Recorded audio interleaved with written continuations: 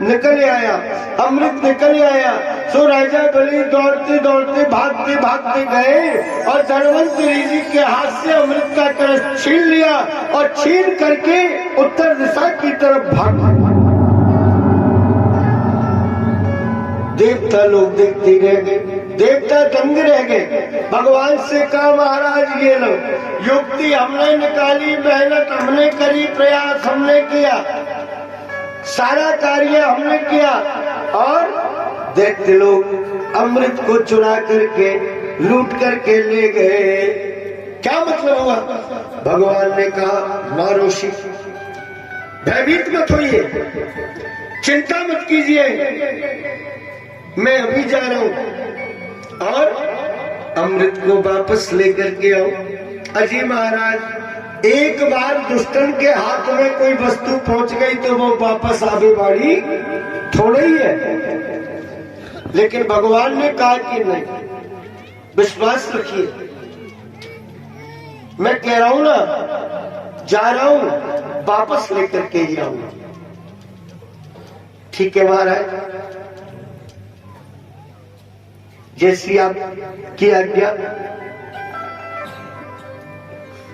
राजा बलि भागते भागते जा रहे निर्जन वन की तरफ। भगवान नारायण ने क्या किया? सामने से भगवान आ रहे, राजा बलि इधर से जा रहे, भगवान सामने से आ रहे। मोहिनी का रूप धारण कर लिया भगवान। मोहिनी किसे कहते हैं? तदा देवर्षि गंधर्व ब्रह्मेशा मोहिनी गता, जो अपनी ओर सामने वाले को आकर्षित कर ले, मोहित कर ले, उसी का नाम मोहिनी। सामने वाले को अपनी ओर खींच ले और मोहिनी अवतार बना करके सामने से ठाकुर जी आ रहे, सुंदर जिनका स्वरूप महाराज, लंबे लंबे जिनके केस, कटाक्ष वाले जिनके नेत्र, पुष्पों का गजरा मस्तक के बीच में लगा हुआ है, गौर जिनका वर्ण, लंबा जिनका केद, लंबा जिनका कद, लाल वस्त्र धारण किए हुए, जेवर गहने इत्यादि पहन रखे और इधर से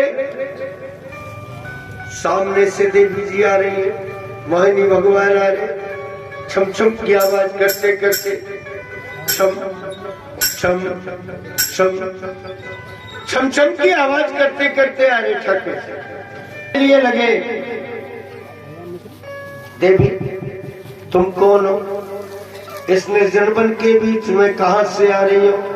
कहां को जा रही हो? कौन तुम्हारे पिता है? तुम किन की पुत्री हो? कृपा करके मुझे बताइए। मोहिनी भगवान ने राजा बलि की बातों पर ध्यान नहीं दिया, सीधे निकल करके जाने लगे। राजा बलि ने फिर से टोका, अरे शुभके, हे देवी, हे सुंदरी, तुम कौन हो? राजा बलि की वाणी को सुन करके और मोहिनी भगवान कहने के लिए लगे, राजा मैं कहीं की भी होंगी, कहीं को भी जा रही होंगी, इससे तुम्हें क्या? तुम तुम्हारा काम कीजिए, मैं मेरा काम कर रही हूं। तुम तुम्हारे रास्ते जाओ, मैं मेरे रास्ते जा रही हूं। बोले देवी पूछने में क्या हो गया, केवल पूछा ही तो है। बोले क्या पूछोगे तुम जैसे कपटी लोगों से मैं बात करना पसंद नहीं करती। कपटी? हाँ, क्यों देवी, तुमने मेरे बीच में क्या कपट देख लिया? अरे बोले मैं क्या कपट देखूंगी, सारे संसार में देख लिया। क्या कपट देखा? बोले तुम्हारे भाइयों के नहीं हुए तो मेरे क्या बन सकते? क्या बात कर रहे हो मेरे से? जो अपने भाई का नहीं हुआ, सगे भाइयों का, हम तो पराई है, विचरण करने वाली है, वो हमारा कैसे हो सकता है? राजा बलि ने विचार किया कि मैं तो इधर से आ रहा हूं, ये देवी इधर से आ रही है, फिर इसको इस बात का कैसे पता लगा? मैं ये जो अमृत का कलश छीन करके लाया हूं, इस बात की जानकारी इसको कैसे? तो कहते हैं मेरे भाई बहन, मनुष्य की जो सुगंधी होती है, मनुष्य की जो प्रशंसा होती है, वो धीरे धीरे बढ़ती है, और मनुष्य की जो दुर्गंध होती है वो बिगड़ फैलाए भी फैल जाती है। उसे आपको प्रचार करने की जरूरत नहीं है। फलाने आदमी ने ऐसा कर दिया, अरे वो तो अपने आप ही स्वतः ही फैल जाएगा। राजा बलि ने विचार किया क्या करना चाहिए। बोले देवी सुन मेरी बात, ऐसी कोई बात नहीं है, वो हमारे भाई भाइयों का मसला है। आज हम हमारे अंदर विवाद है, कल हम एक भी हो सकते हैं, क्या दिक्कत है? मत कर, ऐसा कर, हमें तो तेरे ऊपर भरोसा है, तेरे ऊपर विश्वास है। तू ये अमृत का कलश तू ले ले, और ये अमृत का कलश तू ले ले, और जैसे तेरी इच्छा करे ना वैसे देवता और दैत्यों को हम भाई भाइयों के बीच में अमृत बांट दे। भगवान मोहिनी अवतार कहने लगे जी नहीं, मुझे आपकी वाणी पर भरोसा नहीं, मुझे आपकी वाणी पर विश्वास नहीं। विश्वास कीजिए, ये अमृत का कलश मैं तुम्हें दे रहा हूं, और जैसे तुम्हारी इच्छा हो ना वैसे हमें अमृत का पान करा देना। भगवान ने कहा कि ठीक है, फिर जैसे मैं कहूंगी ना वैसे ही करते जाना। बोले ठीक है। अपने हाथ में अमृत ले लिया ठाकुर जी। देवता वहां से दूर से दीर्घ दृष्टि करके देखने लगे। भगवान ने अपने हाथ में अमृत तो ले लिया, भगवान के हाथ में तो आ गया अमृत। बोले जी फिर? बोले भगवान लेकर के आ रहे। भगवान पास में आए, देवताओं से कहा कि भैया अलग से अपनी अपनी कतार लगा लो, एक तरफ देवताओं की लाइन लगा लो, दूसरी तरफ देवताओं की लाइन लगा लो। चुपचाप शांति बना करके, धैर्य धारण करके, और अपनी अपनी लाइन में लग जाओ। महाराज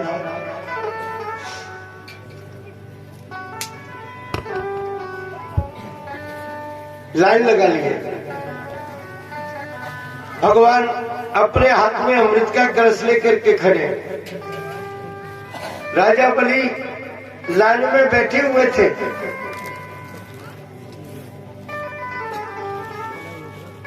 भगवान ने राजा बलि को कहा, हे जी जरा कहते हैं यो। राजा बलि समझ गए कि ए जी कह रही है, ए जी कह रही है, हमारे साथ में धोखा थोड़ी ना करेगी। ए जी कहकर के बुला रही है। खड़े होकर के शीघ्र आ गए। देवी क्या बात है? बोले ऐसे नहीं कहूंगी। तो बोले कैसे कहेगी? बोले आपका कान करो, गुप्त बात है, और धीरे बोलो, कोई सुने नहीं। सो राजा बलि ने कान कर दिया। दो चार दैत्य और भी खड़े हो गए, हम भी तो देखे कान में धीरे धीरे क्या कह रही है। सो सबने जाकर के अपना अपना कान लगा लिया भगवान राजा बलि के कान में, और कहने के लिए लगे, राजन अगर तुम्हारी आज्ञा हो जाए तो मेरे मन के बीच में एक बात है। बोले क्या? बोले देखो ये जो अमृत को कलश है ना, अमृत के कलश के बीच में ऊपर ऊपर तो पतला पतला अमृत है, और नीचे तड़े में गाढ़ा गाढ़ा अमृत भरा हुआ है। अगर तुम्हारी इच्छा हो, तुम कह दो तो ये पतले पतले को देवतान के लिए पान करा दो, फिर ये नीचे तले को जो गाढ़ो गाढ़ो रहेगो ना, वो अपने घरी घर के इनको हो जाएगा। राजा बलि ने विचार किया, घरी घर के कह रही है, हा? जब घरी घर के कह रही है तो फिर धोखा थोड़ी ना करेगी, धोखा नहीं कर सकते। बोले ठीक है देवी, हमने तो कह दिया ना तुमसे, जैसे तुम्हारी इच्छा हो, तुम्हारी सलाह में हमारी सलाह है, तुम्हारी राय में हमारी राय, तुम्हारी खुशी में हमारी खुशी। तो बोले देखो मैं करूं, फिर देवताओं से प्रारंभ कर दूं? हाँ कि करो, चालू करो, काम को फुर्ती से करो। देवता कतार लगा करके बैठे, भगवान ने इशारा कर दिया, सब अपनी अपनी अंजलि बना लो, अंजलि बना लो। सबने अपनी अपनी अंजलि खोली और भगवान सभी को और प्रसाद अमृत का और थोड़ा थोड़ा सभी की अंजलि में हाथों के ऊपर टपकाते जा रहे, ले ले ले, प्रसाद देते देते जा रहे, सभी के लिए प्रसाद टपका रहे। लो, देवताओं की कतार में सबके लिए प्रसाद अमृत का पान करा दिया। अंत के बीच में सूर्य चंद्रमा बैठे, सूर्य चंद्रमा को जाकर के जैसे प्रसाद दिया, देवताओं की कतार के पीछे दैत्यों की लाइन थी, तो दैत्यों की लाइन में देवता सूर्य चंद्रमा के एकदम पीछे राहु नाम का दैत्य बैठा है। राहु ने मुड़ करके देखा कि अभी तो ये अमृत का कलश ऐसे था, अब तो बिल्कुल ऐसे हो गया, उल्टा हो गया। इसका मतलब अमृत साफ। तो सूर्य चंद्रमा दोनों के बीच में जाकर के इसने अपना हाथ कर दिया। तो जैसे ही इसने अपना हाथ किया, मेरे भाई बहन, थोड़ा सा इसके हाथ के ऊपर भी टपक गया।